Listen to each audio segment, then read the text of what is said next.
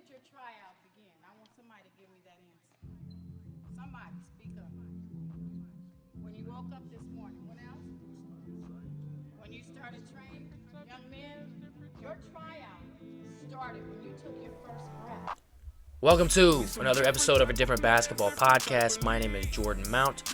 First off, I want to thank Dr. Dish for sponsoring the show.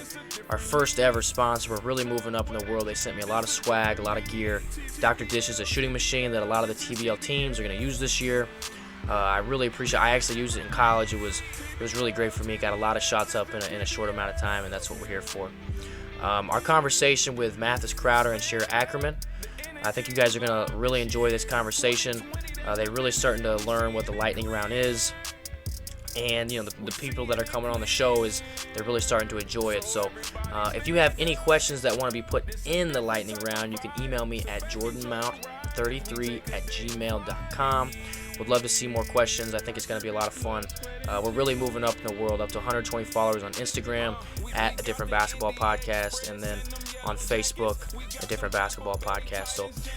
So hit the like button, hit the follow button. We're getting to a lot of listeners. The audience is growing. We're growing just as big as the TBL, and TBL is growing at a rapid pace, and it's going to be a lot of fun. So without further ado, please enjoy our conversation with Mathas Crowder and Shira Ackerman. How you doing? Thanks for having us. What they won't tell you is they got two other guests in the room too. There's two dogs in there. No, that's good. I want to introduce you guys to the podcast audience, but I think I'm gonna let you do it because you guys obviously have a unique situation. So just kind of explain to the audience what Creating Young Minds is, and what the Lewisville team represents for TBL. Absolutely. We started Creating Young Minds back in 2011, and we did that to give young men opportunities that they wouldn't have had access to otherwise with regards to basketball and academics, and just being successful in their lives all by themselves. We started helping guys get college scholarships using basketball as the tool. And we were very successful at that. We were able to get 80 plus guys college scholarships since 2011. Mathas, my husband, had been doing it far longer than that before we even started the program when he was in Seattle, Washington. So he has even more than that number of young men that he was able to help get to college. We had a lot of success with our guys when they were in college academically. They had 3.0s, 3.5s, 3.7s, magna cum laude, summa cum laude, with 3-year graduates with 3.7s and up. But basketball was a bit different when it came to success for our guys once they were in college. And that's because of the way the political system works with college sports. And much like football, basketball has a lot of politics that complicates young men and women's ability to be successful if they don't fit exactly what the university wants, the college coach wants. With our guys, and I'll let Mathas talk a little bit about this, our guys are always the ones that no one pays attention to. They didn't get opportunities. They weren't allowed to play. They were cut from their team, or they were seniors or juniors on their freshman or JV teams. And so they didn't have stars. They didn't have rankings. They weren't highly recruited. And so when they came to us, we were able to give them all the pieces that they needed to get recruited, basketball-wise and academically. But because they weren't part of that recruiting class, even though they were more talented and worked harder and went to class and were low maintenance or no maintenance, they still weren't allowed to play. So we went through that for many years with our guys and just decided we needed a better option to help them be successful with basketball and with their lives. And professional basketball is attainable for a lot of players. It's not something that you have to do high school, college, pro, the way it's set up here in the United States. So we wanted to give our guys that opportunity and still help them do their academics online while they're playing professional basketball, because you don't have to go to college to get a college degree. You want to fill in about the players? 100% agree. Basically, life is about opportunity, and biggest thing is having a coach to believe in you having somebody to believe in you. If you have somebody to believe in you, you're going to work a little harder when you have somebody to believe in you. I mean, you didn't basically describe everything what goes on. And with these young men that come to me, they come to me basically through their whole life. They have nobody to believe in them and what they do and what their dreams and goals. And a lot of times I tell them, okay, I believe in you, but you got to do this, this, this. And I'm going to be hard on you, so you got to accept this. A lot of times outside, if you don't know me, you think I'm the meanest guy ever. Right. Real talk, but he's, a lot of people, oh, he's so hard on him, he's screaming at him, but they don't understand when I'm taking that young man to the doctor, that young man, I'm right there for him when nobody else not caring for him. We're so supporters. We helping these young men to build businesses and to build entrepreneurship. And so it's all those things that our focus is, how can we help you be successful? That's our main goal. Basketball is not going to be here forever, but it's all about teaching them how to be their own man, how to be their own, be a leader, not a follower. No, I think that's great.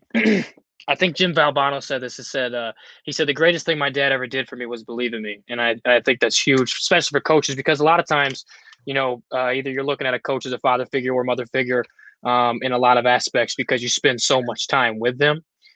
So whether if you love them or hate them, it's still, they still kind of take that role. I did want to touch a little bit on, I went to college because I could shoot threes and I boosted the team GPA. So I understand. I understand what goes on, but no, I think that's great. So you guys have been doing this for 8 years, is that right? No, 9. 9 years. Yeah, that was close. It's late. It's late. I'm curious. You didn't go to college for math, right? It wasn't for math. Why you went to college? Hey, I took the AP test in calculus and I got a 4 out of 5. That's a college credit. I'm good. It's been a while. It's been a while. I'm curious, all the relationships that you guys have built over this 9 years, is that how special is that to you guys? Well, I think that, we have a very unique program, and that's what we tell people all the time. And the guys who have been part of the program either from the beginning or along the way will agree to that, because the one thing that's really neat, and families have said this over the years when they would bring their son to the, because we house some of our guys, when they would bring their son to move in or they'd come pick them up, for vacation times, they used to say, it's amazing when I come, you have a bunch of guys from college that are here visiting. And they're here by choice. They're here because they want to come visit. They're here because they want to train. They want to help the next group coming up the way that we helped them. And we still have guys that we helped, from the very beginning that show up all the time just because the program was so important to them. And that's what we want. But we didn't ask for that. We didn't teach that. That just was part of what we've done. And the ones who aren't still here, because they've moved on, they have a family, they're coaching themselves or they're helping in their community, they call and check in with us. They know our daughter, we know their family. Even ones that Mathas worked with before we even started the program will call and text randomly and tell him all the amazing things they're doing to help others in their community through basketball or through academics, through sports, whatever it is. And those relationships, it's amazing, and those are very special to us. No, I think that's great. That's what we do. That's kind of what I do, why I do what I do. I love the relationship part. I think the money's awesome, but at the same time, if I don't like the person I'm working with, it's not gonna work out for me very well. So relationships wise, it's huge. I am curious though. So how does somebody, if I'm a kid or I'm a college student, how do I get involved with you guys, or are you recruiting these guys to come out? How does that process work? I'll answer that. We really don't recruit. Usually we get a phone call or we get a message. Young men want to come here, or we'll get a family member that heard about us or call us. I haven't recruited since I've been doing this my whole life. I never. So, and one of the reasons why I never recruit, because I always get the guy at the end of the bench that's no good and never play, or the guy that barely plays and the coach don't see the value in him. One thing I learned in life, what my mom taught me is see the positive in everybody, see the value in everybody. Even if it's dim, even if it's just 20% out of 100%, try to find the positive and give them the opportunity to do something with that positive. So that's how I look at everything. We never recruited. A young man can basically call us, or family can call us, or send us an email, or whatever they're going to do, them through Instagram. And our biggest thing is about character. My big thing is we want to talk to you. And if you're not talking, if you're just talking about basketball, we can help you. If we're on the phone with you and we're talking about what you want to do with your life a year from now, I always ask the guys, where you want to see yourself a year from now, 3 years from now, 5 years from now. If you have no plan, we're going to help you get that plan. If you don't want a plan, we can't help you. You gotta go. Because if you just want to stay stagnant, we really don't want you around us. When guys come to your school, what's the first thing you're telling them? Like, are you telling them, okay, hey, this is the set schedule, blah, blah, blah? Or are you saying, all right, well, you just go do your thing and go to your classes and go to practice and it is what it is? No, we're far more structured than that. With the academy, when we had high school players that we were housing, young men, when we first started from Washington State, were the first group that we had. We actually worked with a local charter school in Irving, which is right near Lewisville, where we were living for the beginning of the program. And we would take them to school every morning. It was a charter school, so it was half day, self-paced, and so they'd get picked up at 12, then they'd go to practice, come back to the house. The food, we provide all the food, they have to do the cooking. So they would cook, and they had to clean, they had to wash their clothes.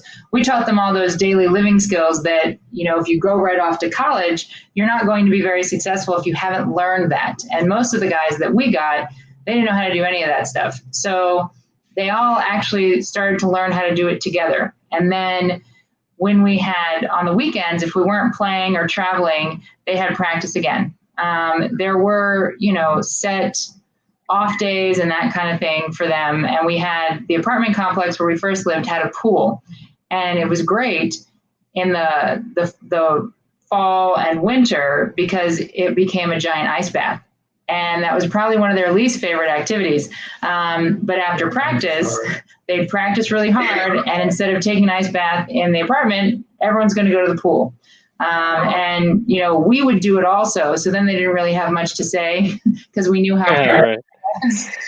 So we would do it, and they would have to. It was 5 minutes or 10 minutes, depending on just how cold the water was. Everyone would be out there in their hats and their gloves, and we'd all look a bit of a mess.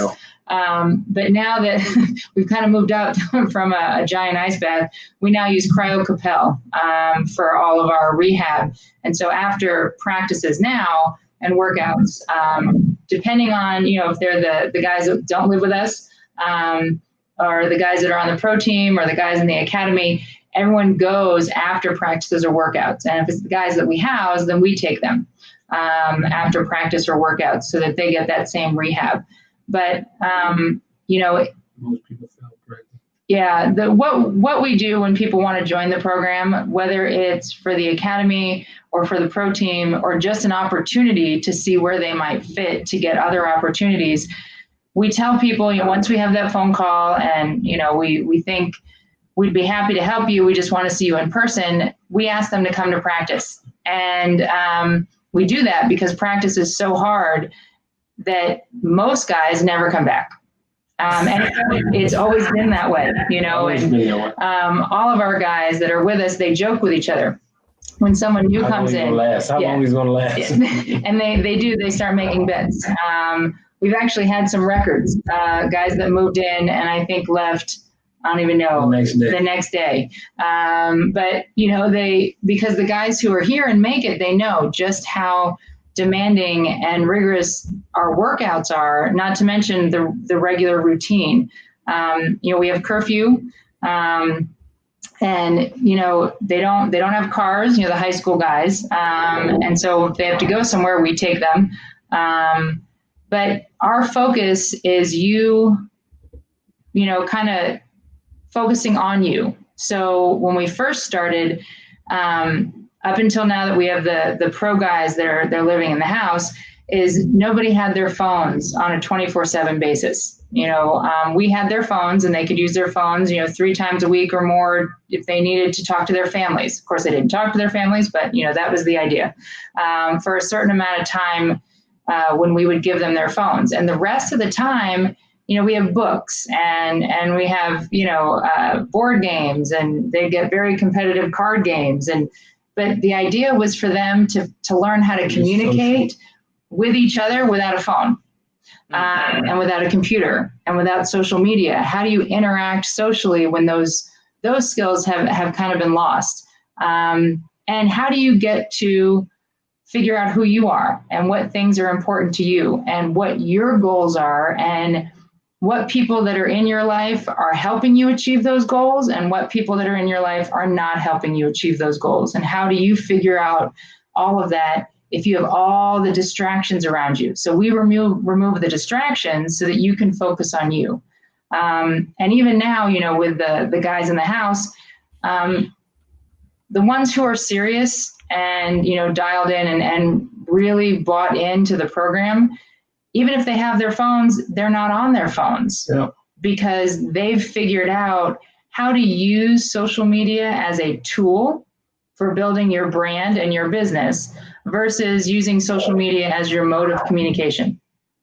Go ahead. You deserve a Nobel Peace Prize for that, because that's absolutely incredible. I don't understand how you did that. I mean, I need you guys to come over here and help me. I'm on my phone like 8 hours a day trying to figure out what's going on. So, but I think that's awesome.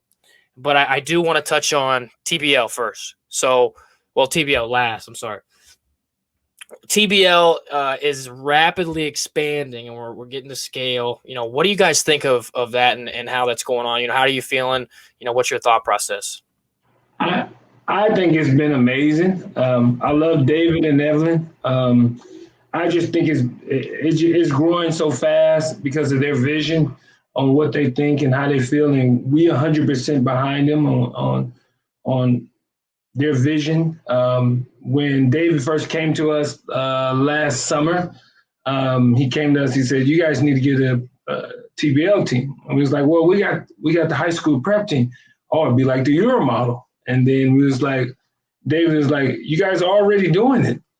You had a guy in the draft a year or 2 ago, so why don't you guys do it?" And we was like, well, and so we thought about it. We didn't think long.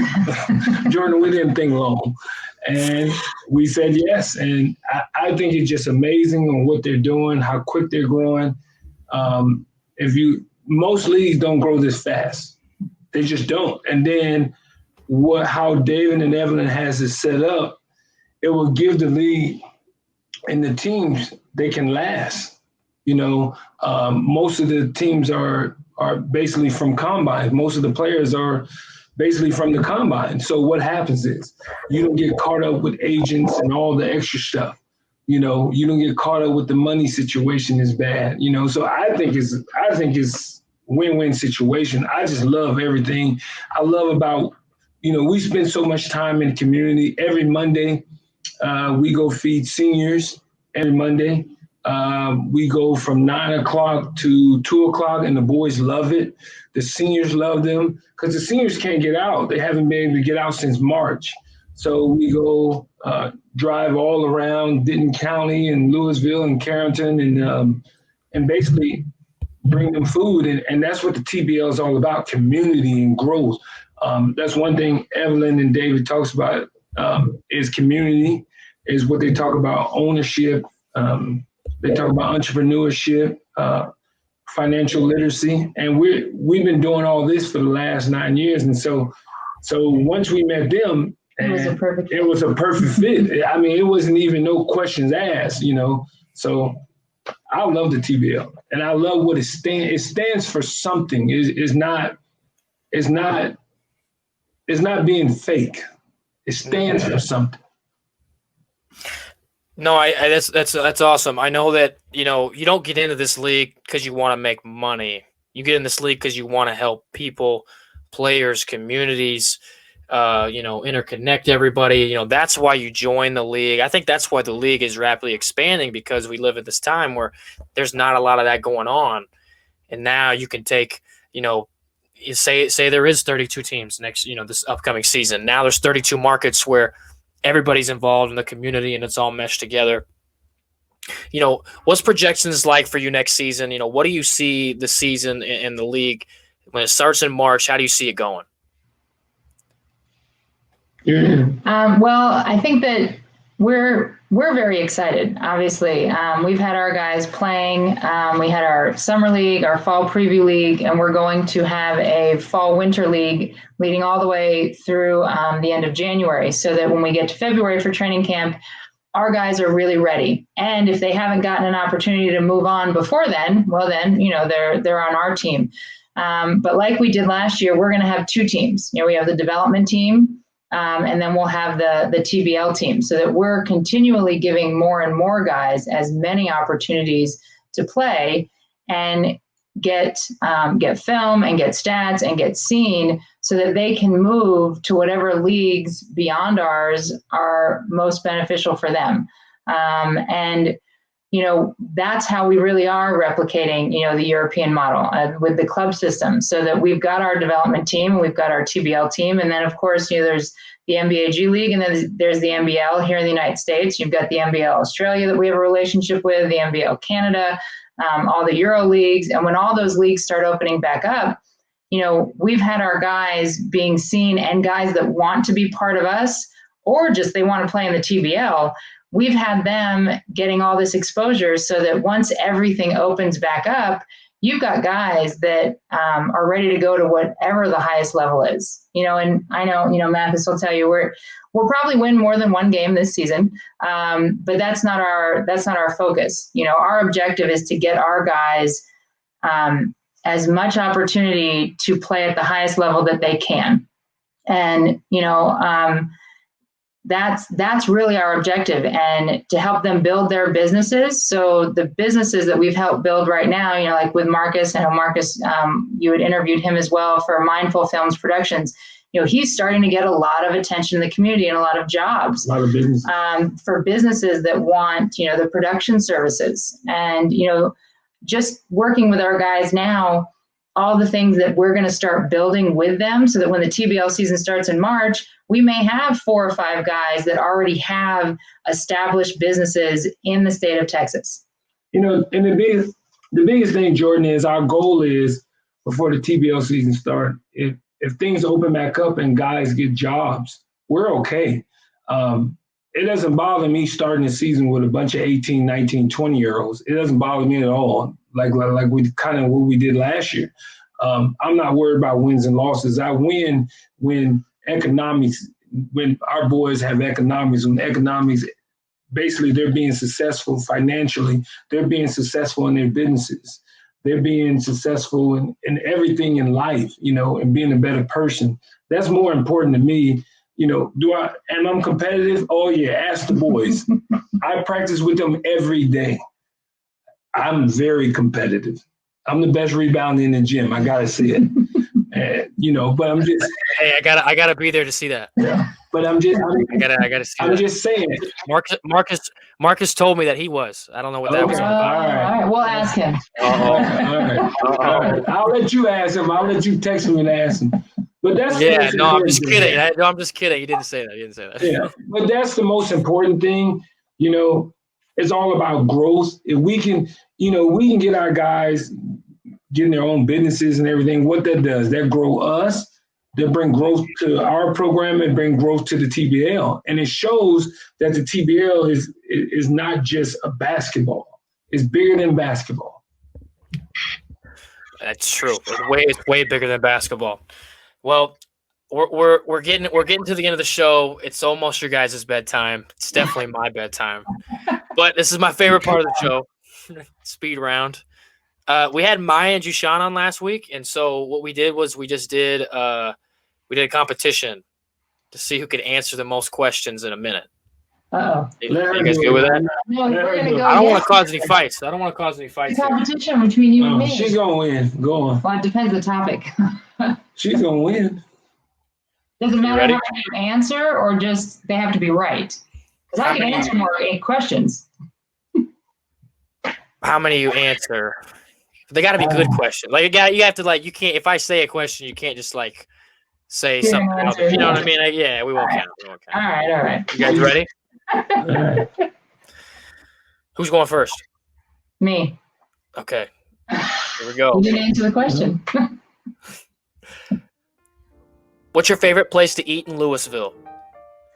Jed's Pizza. Favorite part of TBL? Community. What's your guys' go-to date spot? The Thai place. What's your favorite gym in Texas? Favorite what? Favorite gym in Texas? LA Fitness. Las Colinas. What is your favorite gym of all time? So the favorite gym you've ever been inside? LA Fitness. Best basketball game you've ever seen? Best basketball game I've ever seen? In person. Well, I was playing in it. That was back, in 2009. So yeah. What's your favorite movie genre? Comedy. What's your favorite book? Oh. Shel Silverstein. Any of them. What's your favorite fruit? Apple. Time. Let's see what we got. We got 1, 2, 3, 4, 5, 6, 7, 8, 9, 10. Not bad. You gotta get 11. You're gonna you get 11 and you win. Good. I'm good. That's She's right. gonna beat me. I'm terrible. You guys lived in Washington first, correct? Mm-hmm. Yes. All right, you ready? Mm-hmm. Favorite place to eat in Washington? In Washington, teriyaki spot. It's a teriyaki spot I used to love. Well, what's your favorite type of weather? Hot. Texas. Your favorite season? Summer. In the summer, Texas. What's your favorite time of day? Afternoon. Favorite sport? Basketball. What's your favorite thing to learn in your free time? I like numbers. I like analytics numbers. What was your favorite subject in high school? Math. Your favorite dessert? Cookies. Favorite thing to order at a fast food restaurant? Pho. What is your favorite animal? Leopard. Favorite candy bar? Snicker. Favorite fruit?